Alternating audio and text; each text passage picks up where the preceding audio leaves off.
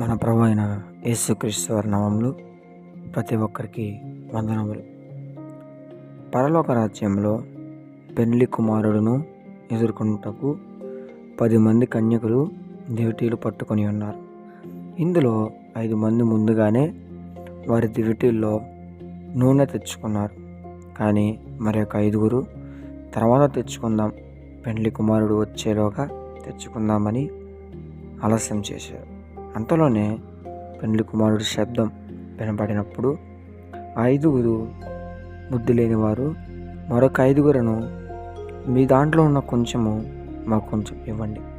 అందుకు బుద్ధి ఉన్న కన్యకులు ఏమన్నారంటే, మేము మీకు ఇచ్చిన ఎడల మాకు సరిపోదు, అందుకని మేము ఇవ్వము అని చెప్పి వారికి అన్నారు. అప్పుడు వారు బయటకు వెళ్ళి నూనెను తెచ్చుకోవటానికి బయటకు వెళ్ళారు. ఆలోపు పెండ్లి కుమారుడు రానే వచ్చాడు. తర్వాత 5 బయటే ఉండిపోయారు. లోపల ఉన్న 5 పెండ్లి కుమారుతో పాటు పెండ్లిలో పాల్గొన్నారు. మరి ఈ బుద్ధి లేని కన్యకులు తలుపు బయట ఉండి పోయారు. వారు ఎంత అరిచినా తలుపు తీయలేదు.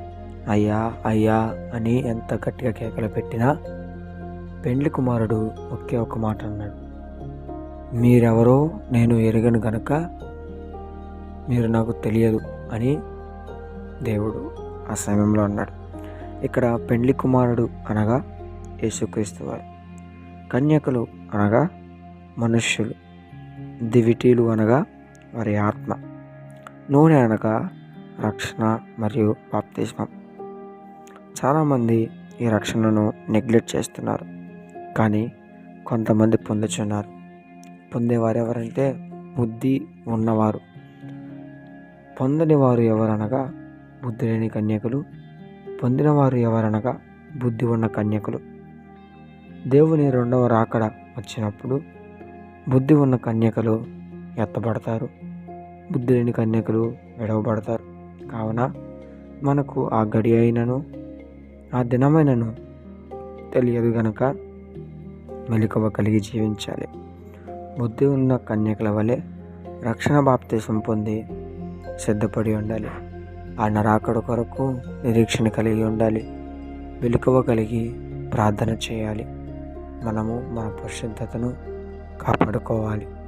మనము బుద్ధి ఉన్న కన్యకల వలె జీవించి దేవుని పరలోక రాజ్యములో ఆ పెండ్లి వివాహములో దేవునితో కూర్చొని విందు భోజనము ఆరగించవలెను.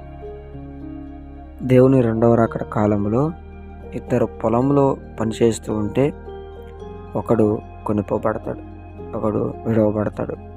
2 స్త్రీలు తిరగాలి విసురుతుంటే ఒక ఆమె కొనుక్కోబడుతుంది, ఒక ఆమె విడవబడుతుంది.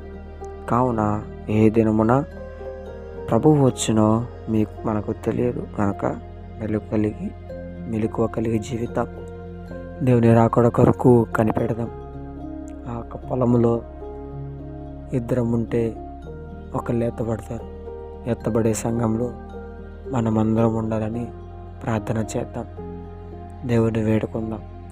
రక్షణ బాప్తిసం పొంది రాకడ కొరకు సిద్ధపడదాం. ఆమేన్.